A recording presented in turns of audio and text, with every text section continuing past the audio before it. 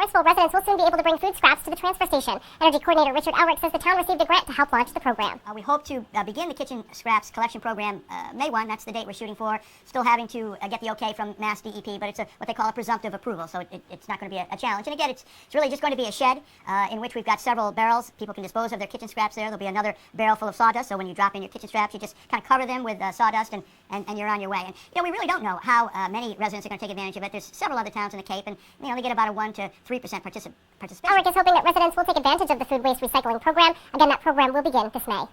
Good morning, everyone. We're back with more in Barnstable this morning. I'm Sarah Colvin, and joining me live in studio, Town Manager Tom Lynch. Tom, good morning. Good morning. Did you have a nice weekend? I did. It just feels like it just went by like that. One of those super quick weekends. Have you gotten your bike out yet? I went actually last Monday. I went for a bike ride. It was a little chilly this weekend. I did some running, but still. I cleaned mine, pumped the tire. I'm ready to go. And with the prospects of warmer weather this week, this might be the week. So. That's right. Soon enough, but it was still okay to get outside this weekend for sure. Well, we had a busy week. Lots of activities going on. Lots of positive activities going on. I thought I'd look back a little toward last week and then a little bit toward what we're anticipating this week. Sure. And, probably one of the more uplifting events last week was the swearing in of the 5 sergeants. It's the largest group that I think the chief said they've ever brought in at one time. There's been a changing of the guard over there at the supervisory level and at the patrol level in terms of we've had so many retirements. And I tried to contrast the fact that, you hate to lose good people because, we've had the police department has enjoyed a really strong reputation. Individuals have been there a long time, helped build that, put it together. But the young or new, some of them have been, patrol officers for 20 years before their elevation. But the thing that impressed me was the training they've gotten, special assignments they've taken, whether it's in the K-9 Corps or with detective work, and one works for with the drug task force. Others have all been field training officers or SWAT teams or adopt school programs. All those aspects that they've been doing. So they do much more than just their little niche in the job. They really have a wide variety of experience, and then a lot of community activity, a lot of community service that's out there in addition to that. So I thought it's always uplifting for the families. The parents are there proud. The husbands and wives that are feeling really good about their the promotion that's here. But it also says that we're able to train folks and promote from within, and still hopefully maintain that high level of service and reputation that they enjoy. So you were there. Yes. It was a good feeling. You could just feel that. It really was. And earlier in the week, also, I had a chance to meet with the superintendent-elect, Meg Mayo Brown. I'm sure that Bill Butler may cover a little more of that during his segment.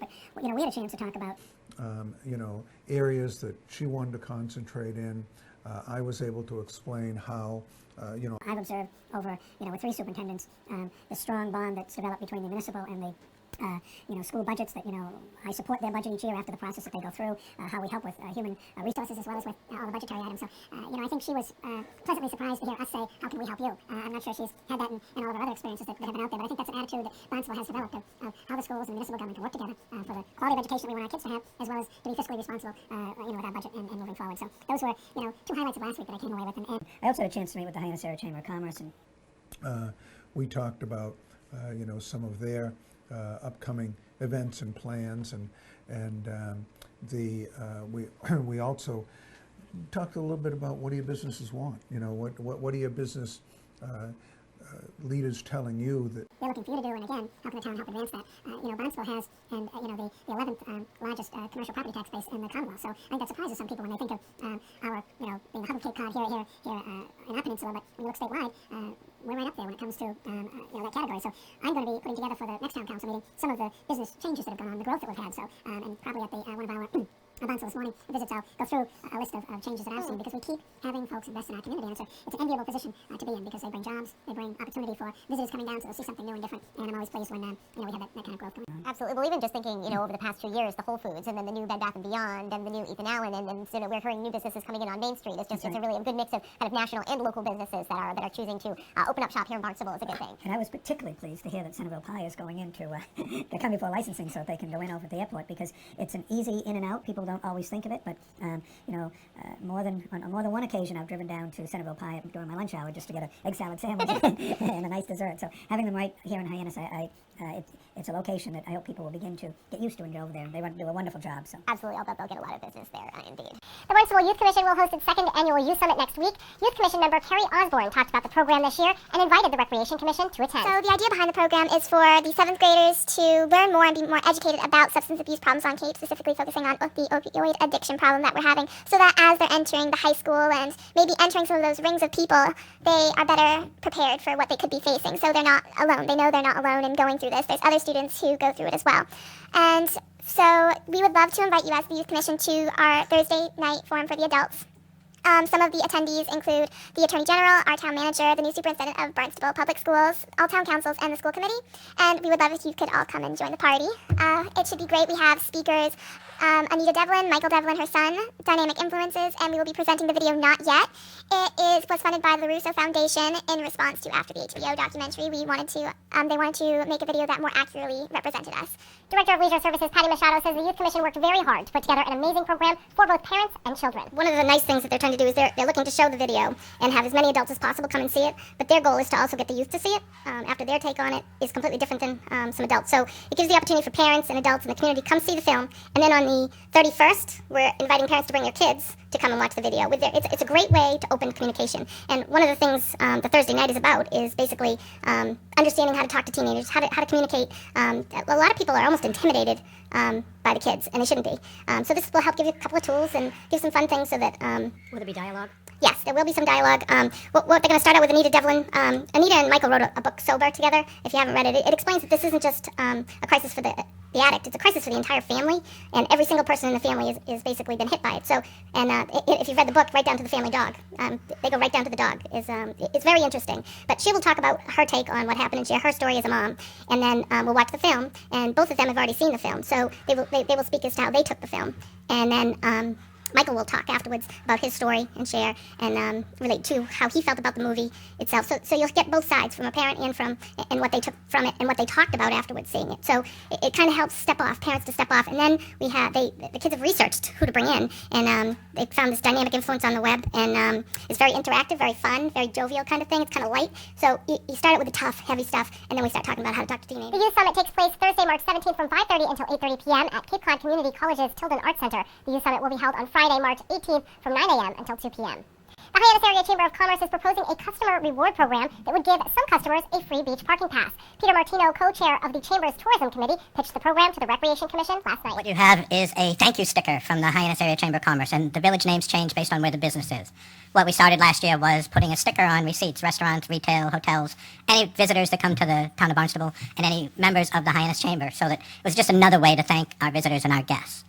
In conversations with the chamber and the town manager's office, it came up about, we asked if maybe the recreation department can set it up so that we can fill a slow day at one of their beaches during the week in the summer, so that if people go to an establishment and get a thank you sticker, spend money in the town, Monday would be open beach day at a particular beach, or at, maybe on Monday it's one day, on Tuesday it's another, but one day a week to get a free beach day to anyone that spent money in the establishments in the town of Barnstable.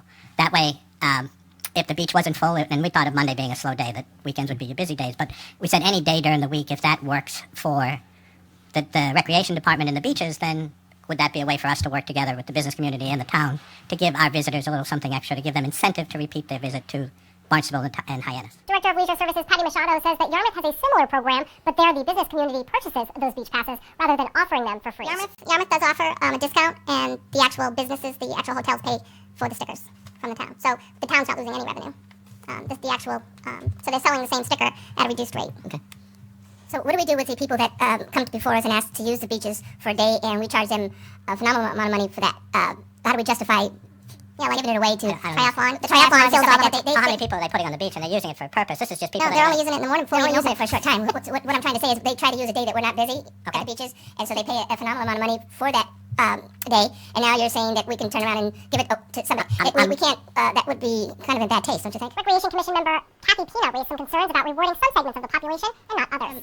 I don't believe any other town does this, so they wouldn't be able to go to any other town and go to their beach without having to pay to go. What I'm trying to say is that if we're charging people money to go to the beach, and then we give off money to specialized people, then we're sending the wrong message, is what I'm trying to say. You can't give money off to certain people and not to other people that spend the same amount of money but might not even be involved with the Hyannis Chamber. The Recreation Commission decided to continue the matter to its next meeting, which will be held April 4th. Good morning, Barnstable. This is Captain Alger aboard the Grey Lady with the Highline Daily Boating Report. Currently right now it's sunny. Winds are about 10 knots out of the north. Temperature is about 40 degrees. Our water temperature is 41 degrees. Seas are less than a foot. Our next high tide in Hyannisport is at 11:19. For the remainder of the day, we can expect mostly sunny skies with a high of 47. Winds out of the north around 5 to 10 knots, becoming east this afternoon. Seas less than a foot. Once again, for Barnstable this morning, this is Captain Alger aboard Highline's Very Grey Lady, wishing everyone a good day. Good morning, everyone. We're back with more Barnstable this morning. I'm Sarah Colvin, and joining me live on the phone, I welcome our Chief of Police, Paul MacDonald. Chief, good morning. Good morning, Sarah. How are you today? I'm great. How are you? I'm doing very well. So, Chief, a number of things to talk about today. A lot of kind of newsy items in the newspaper this morning. Yesterday, here at Town Hall, there was a meeting of the Transitional Living Center of Cape Cod Steering Committee. That's the group that's working to kind of find a new place for the homeless shelter. And quite a lengthy meeting, well-attended, held. And I understand that there were several sites that were identified as possible locations for the shelter to move. Well, this meeting's been going on for last year and a half, and of course, a number of people have called for the movement of the shelter. And of course, two biggest questions come to mind is first, where is it going to go, and then who's going to fund it. And yesterday was the first time that we actually came out with several locations that we were looking at for the possible moving of the shelter. And it really boils down to just three locations. One is the Finney's Lane location, Finney's Lane, Route 132. The other is 114 Iron Road down at the corner of Yarmouth Road, Route 28. And the other one was off of Bayshore Road to the rear of Cape Cod Hospital. And there were a number of things that we're looking at, to place a shelter. The problem with the shelter is right now, it's just a block off our main area. So when we move it, we do not want to create another problem. So we were looking for some special characteristics that we can place the shelter in, and one had to be non-residential, not adjacent to a school, not within a village, a main street of any of the 7 villages. We need a minimum of 1 acre because of the type of facility that we're looking to build. We would have to have it provided by public transportation. If possible, probably the ideal solution would have a sewer connection to it. And again, we did not want it on a gateway. We did not want a Route 132, Route 28, or West Main Street. The first thing people see coming into the downtown Hyannis would be the shelter, and then of course the financing. How are we going to pay for this? The public and private fund combination. And right now they're looking at the 132, and my objection to the 132 parcel, of course it's right here across the street from where the PD is that certainly is a major gateway. 132 right off Route 6, that's the main gateway coming into town, coming into downtown Hyannis. 132 is where all the mall is. It's a heavily traveled road. The parcel land is a significant parcel land. It's owned by the county. It's 5 acres.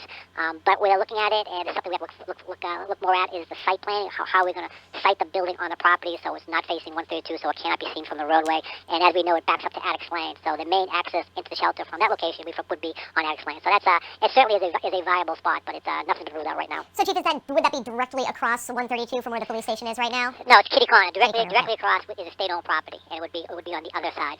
There are 4 corners. 2 of the corners on 132 and Finney Lane. They're just open land. The other 2 corners is the PD's on one side, and then the state owns the other one. And they just they keep their salt and sand there for the DOT Highway Department. They can pick up this when it snows. That's where they store all the sand and salt there. So it's this parcel land, although it's a gateway, there is no residential homes around it. There is minimal commercial around it. But again, it just has to be hidden because we do not want this the first thing to see when tourists come into our community. One of the biggest reasons we want this off of Main Street is because Main Street is a tourist destiny, and we don't want the shelter down there, and we want to correct the situation. We don't want to make it any worse. Sure, and I would think the proximity to the police station may be a good thing, may not be a good thing. But just having it close to that. Your thoughts on just having it so close to your headquarters. I don't mind it being close to PD. Again, the homeless problem is not a criminal problem. I mean, they're not criminals. It's more of a quality of life issue. Where the PD is, of close proximity to us, I don't think it really makes a difference. But I think the type of shelter is what's really going to make a difference. Because we're looking for a 35-bed shelter. We're looking for it to be transitional. We don't want anybody to use it as a permanent residence. We want people to come in there, get the services they need, and then transition out into some type of housing or some type of homes. And that's the big thing. And the biggest problem we have right now is no shelter. We can't have that model, up here on 132. So we're looking at a total different scenario here. The other locations you mentioned, 114 Iron Road, yes. Bayshore Road. What can you tell me about those potential locations? 114 Iron Road. That was probably the one I would prefer. That's down off Route 28, right in the corner of Yarmouth Road, Route 28 to the gas station at Christie's Market. The next lot to it is for sale. It's approximately 1.3 acres. It backs up to the watershed, the highest water field back there, so there is no residential development back there. But what's best about the lot, it's a long lot. It's rather narrow, but it's deep. So if you put the shelter there, you can move it quite a ways off the frontage of Route 28, and then you have access to the property off of Yarmouth Road. So basically on Route 28, you would not see the shelter at all. So I did like that. The problem is it's close proximity to the airport, and of course all kinds of regulation when you come to the airport. And unfortunately, we found out most recently is that it's in the crash zone. If any property is in the crash zone, it's not going to be available for any type of federal funding or grants. So of course, most shelters, they depend on the grants, it depends on the help of the federal government, state government. If the federal government is out of play here, that's probably going to rule that piece of property out. Absolutely. And then Bayshore Road, I would think this is, probably the third out of the group. That seems to be in more of a residential area as we're talking about down at the hospital. Correct. Bayshore Road, that's something that came up yesterday. I drove by yesterday afternoon. It is a significant piece of property. From what I understand, it is owned by the Cape Cod Hospital, so I don't even know if we would have access to it. They might be holding some type of, if they're going to expand. I have no idea. The closest thing around it is a bunch of man-made cranberry bogs. I don't even know if they're being used anymore. And of course, you have East Main Street. And of course, East Main Street is considered somewhat of a gateway coming off Route 28 from the west coming into Hyannis. But it is a significant piece of property, and a lot of things you could do with that particular property. And again, I don't know if it's on sewers. Sewers is a huge plus for us. If we can get it on sewer line, that would really help us out. Absolutely. So what's next, Chief? I understand there's going to be a feasibility study done, and that will be hopefully complete by the time the group meets next. Right, and we're looking at the siting. If we go to any of these properties, how is the building going to sit on the property? So it's not going to be visible. It's not going to be deterrent to our community, and it's going to fulfill the needs. And the biggest thing is getting all the services on board. So when the people do come in, they use the shelter. It's going to be like a campus-style facility where you stay there, and then you get the help you need, then you transition out. So there's still a lot of work to go. Absolutely. Well, Chief, thank you for the update. For now, I'm Sarah Colvin, and I'm Sarah Mantle. Thank you all. all so much for watching. We'll see you right back here tomorrow morning at 8.